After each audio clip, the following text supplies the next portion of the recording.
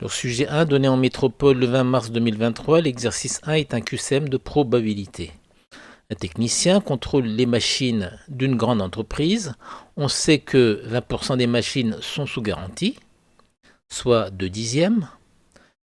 0,2% des machines sont à la fois défectueuses et sous garantie, soit 2 millièmes, et 8,2% des machines sont défectueuses, soit 82 millièmes. Le technicien teste une machine au hasard. On appelle G l'événement, la machine est sous garantie, G bar l'événement contraire, D la machine est défectueuse et D bar l'événement contraire. Donc voici l'arbre de probabilité qu'on va devoir compléter. G, G bar, D, D bar et D, D bar. On sait que 20% des machines sont sous garantie. Donc ça veut dire que P de G est égal à 2 dixièmes. Ensuite, 0,2% des machines sont à la fois défectueuses et sous garantie. Donc ça veut dire que P de G inter D est égal à 2 millièmes. Donc la probabilité de ces deux branches-là. Question 1, la probabilité de D sachant G, est-ce que c'est égal à A, B, C ou D?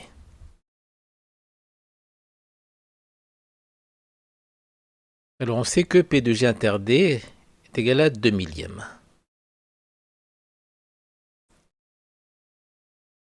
Voilà les deux branches qui se suivent. Donc 0,2 fois point d'interrogation, c'est égal à 2 millièmes.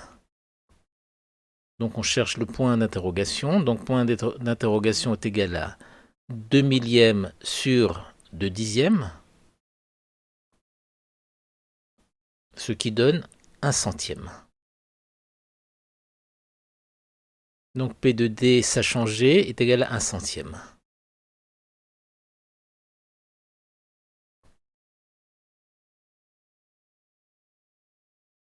Question 2, la probabilité de G bar inter D, est-ce que c'est égal à A, B, C ou D?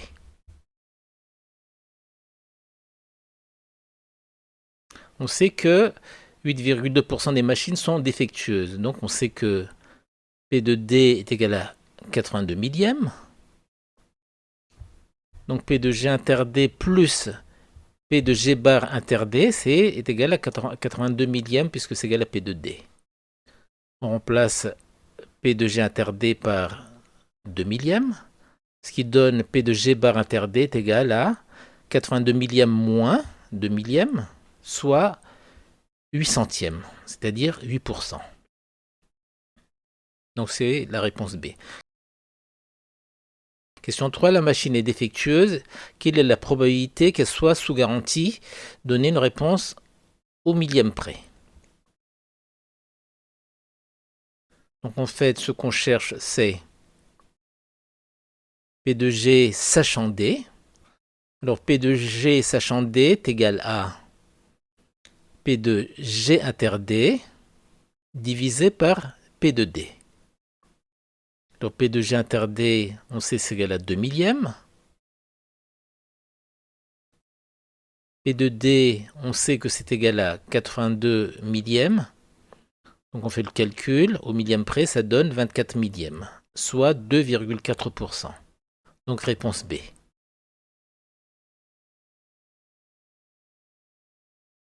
Alors on choisit au hasard et de façon indépendante N machines de l'entreprise. On a soumis ce choix à un tirage avec remise. On désigne par grand X la variable aléatoire qui associe à chaque lot de machines le nombre de machines défectueuses. On admet que grand X suit la loi binomiale de paramètres N et P égale à 82 millièmes. Dans cette question, N égale à 50. Donc est-ce que la réponse est égale à A, B, C ou D pour P de grand X strictement supérieur à 2?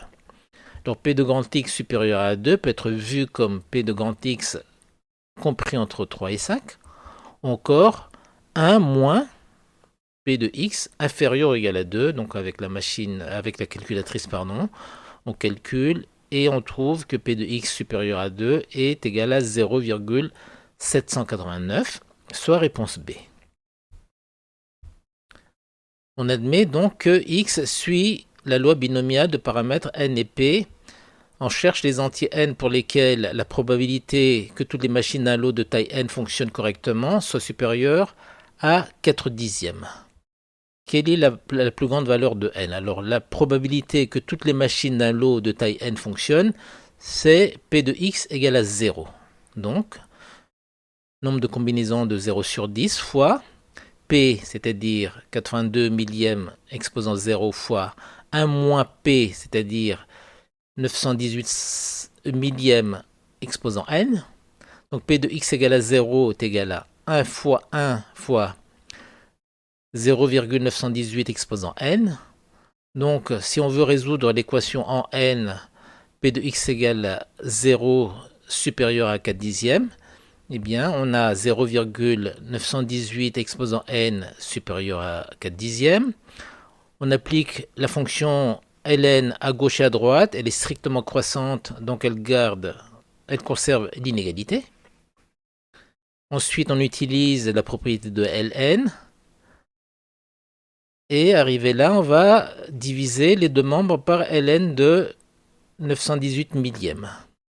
Mais le 918 millième est plus petit que 1, donc ln de 918 millièmes est strictement plus petit que 0, ce qui inverse l'inégalité.